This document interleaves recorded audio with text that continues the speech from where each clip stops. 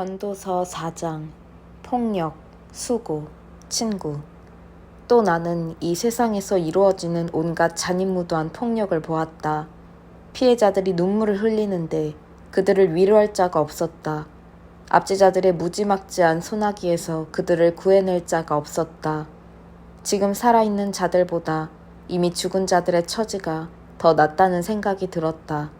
그러나 아직 세상에 태어나지 않아 이 땅에서 벌어지는 몹쓸 일을 본 적이 없는 사람이 가장 운이 좋다.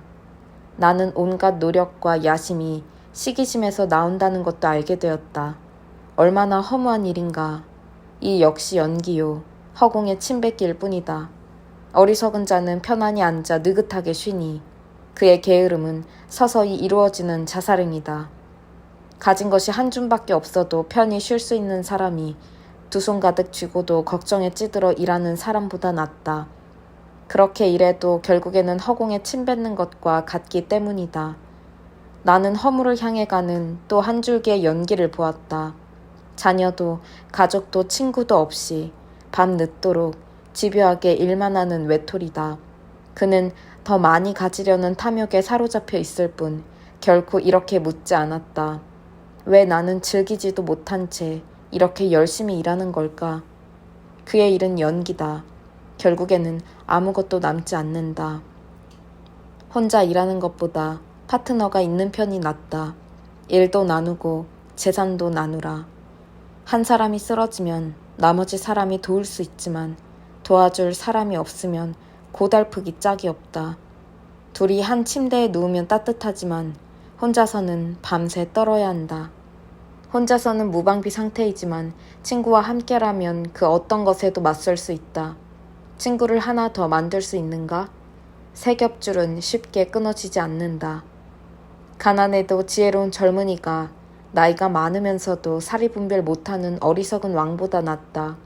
나는 이런 젊은이가 아무것도 없이 빈 털터리로 시작했다가 부자가 되는 것을 보았다. 이 젊은이가 왕위를 잇자 모든 사람이 열렬히 그의 다스림에 따랐다. 그러나 열기는 금세 가라앉았고 백성의 무리는 곧 흥미를 잃었다. 이것 또한 연기에 불과하지 않은가. 허공의 침뱉기가 아닌가. 전도서 5장 하나님을 경외하여라. 하나님의 집에 들어갈 때는 발걸음을 조심하여라. 그분께 배우겠다는 겸손한 마음을 품어라. 그것이 생각 없이 재물을 바쳐서 유익은커녕 해만 끼치는 것보다 훨씬 낫다. 함부로 입을 놀리거나 생각 없이 말하지 마라.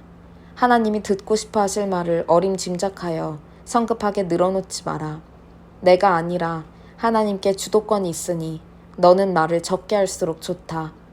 과로하면 숙면을 취하지 못하고 말이 많으면 바보처럼 보인다. 무엇인가 하겠다고 하나님께 약속했으면 즉시 행하여라.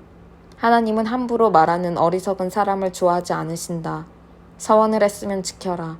서원을 하고도 지키지 않으니 애초에 서원하지 않는 편이 훨씬 낫다. 입을 잘못 놀려 영락없는 죄인이 되는 일이 없게 하여라. 나중에 가서 죄송해요. 그런 뜻이 아니었어요. 하고 말해본들 그냥 넘어갈 수 없을 것이다.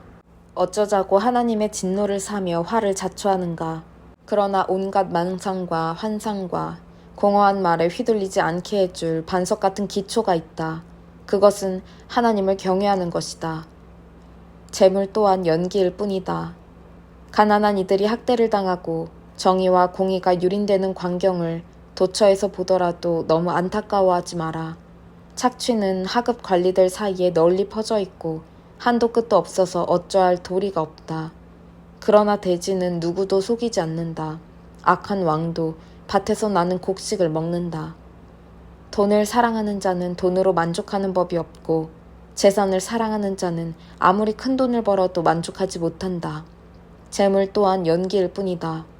내가 부정이득을 얻을수록 그것을 노리는 자도 많아진다. 환한 대낮에 가진 것을 털리는 일이 과연 재미가 있겠는가. 저녁 식사로 콩을 먹든 불고기를 먹든 열심히 정직하게 일하면 밤잠이 달콤하다. 그러나 부자는 배가 불러 불면증에 시달린다. 나는 이런 불운한 일도 보았다. 어떤 사람이 분에 넘치도록 재산을 쌓다가 한 번의 잘못된 거래로 전 재산을 날렸다. 자식이 있었지만 한 푼도 남겨주지 못했다. 어머니의 태에서 맨몸으로 나왔는데 올 때와 똑같이 맨몸으로 세상을 떠나게 되었다. 맨몸으로 왔다가 맨몸으로 떠나다니 참으로 안타까운 일이다. 얻는 것이 결국 연기뿐이라면 열심히 일할 이유가 무엇인가? 어둠 속에서 보내는 비참한 세월을 위해 일하는가? 세상이 돌아가는 모양을 살핀 후에 나는 가장 잘 사는 방법이 무엇인지 결론을 내렸다.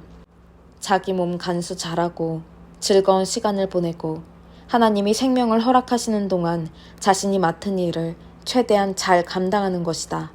그것이 전부다. 그것이 사람이 받을 몫이다.